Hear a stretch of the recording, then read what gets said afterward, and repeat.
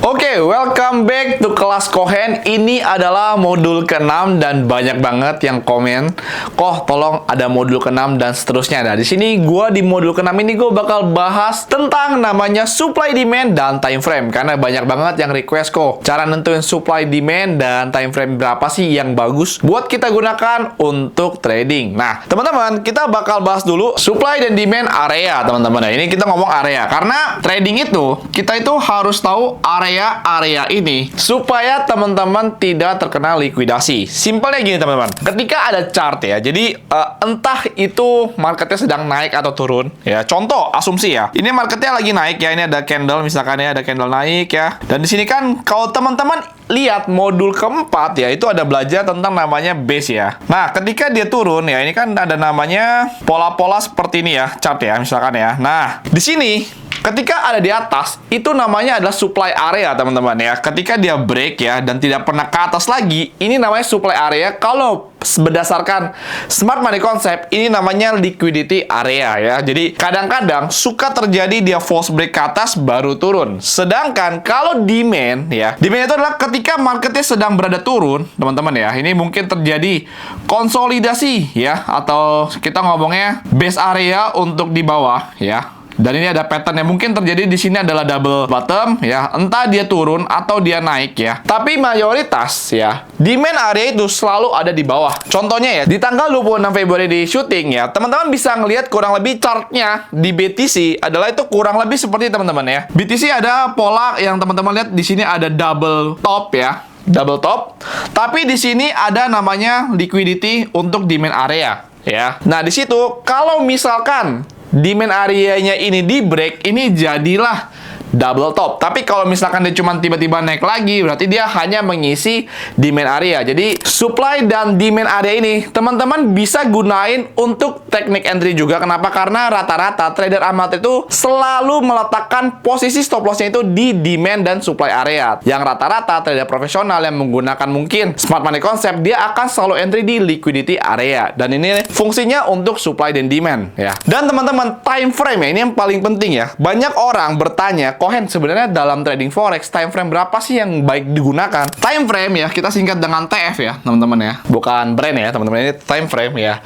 Jadi, teman-teman kalau trading forex ya, ada banyak time frame ya, dari monthly ya, dari bulanan, dari weekly, mingguan, dari daily, dari H4 ya, terus turun ke H1, M30, M15 dan M5 ya. Ini adalah time frame yang biasanya ada di forex ataupun saham ataupun kripto. Tapi dalam forex Kohen bakal kasih tahu ya, time frame yang ideal buat teman-teman yang ingin memulai trading ya. Mungkin kalau yang momentum play ya atau jangka panjang bisa menahan posisi dalam beberapa bulan dan setahun, itu biasanya mereka ya monthly dan weekly. Biasanya disebut momentum seasonality trader. Contohnya apa? Contohnya adalah ketika ada momentum pada saat oil lagi drop atau lagi peak, dia bakal open short dan open long, tergantung posisinya di mana. Biasanya ini jarang dipakai untuk trader-trader yang saat ini terjadi. Tapi yang paling sering itu adalah kalau trader swing ya, atau biasanya trader mingguan ya, kayak mungkin kayak kalian yang swing atau scalper segala macam, biasanya menganalisa menggunakan daily dan H4. Nah, ini biasanya teman-teman bisa trading seperti swing trader ya, swing trader. Atau teman-teman yang punya tradingnya lebih santai, nggak mau tiap hari ngeliatin chart ya, biasanya bisa analisa pakai daily atau H4. Nah, buat teman-teman yang kerjaannya jam pagi sampai sore dan malam baru mulai bisa trading, teman-teman bisa menggunakan H1 dan M30. Ini kita sebut namanya intraday trader, teman-teman. Jadi intraday trader itu adalah orang yang mengopen posisi dan close di hari yang sama. Jadi kayak teman-teman kerja, teman-teman sudah analisa pakai H1 dan M30, teman-teman tinggal set and forget. Ketika teman-teman pulang kerja, teman-teman bisa posisi teman-teman. Kalau sudah profit ya sudah, kalau sudah loss ya sudah ya. Call it for a day. Jadi tradingnya cuma sekali per hari. Tapi kalau teman-teman tradernya di depan layar fokus ya, teman-teman bisa menggunakan time frame M15 dan M5. Ini banyak sering saya pakai juga. Kenapa? Karena saya lebih sering di depan layar ketika sesi London di sekitar jam 1 sampai jam 3 dan sesi US jam 7 sampai jam 9 malam ya. Jadi saya pakai untuk entry, dan biasanya kalau news besar ya biasanya terjadi di US market di jam 7.30 teman-teman. Ini sangat bagus untuk teman-teman scalper teman-teman ya.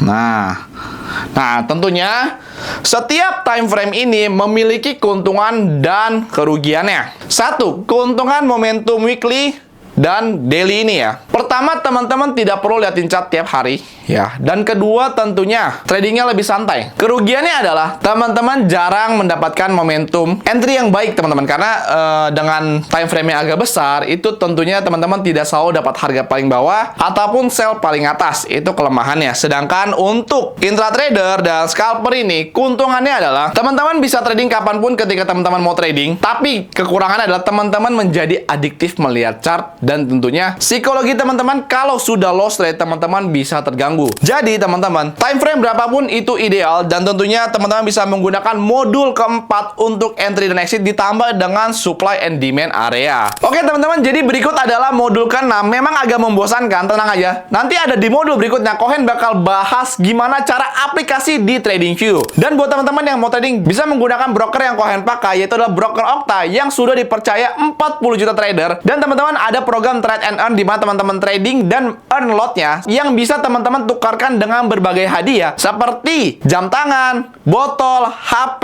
trip jalan-jalan hingga laptop MacBook Pro. Tunggu apa lagi teman-teman, bisa mendapatkan juga bonus deposit 100% dengan kode promo cuan 100. Jangan lupa download aplikasi Okta di App Store dan Play Store dan selalu gunakan uang dingin untuk trading. Sampai jumpa di modul berikutnya.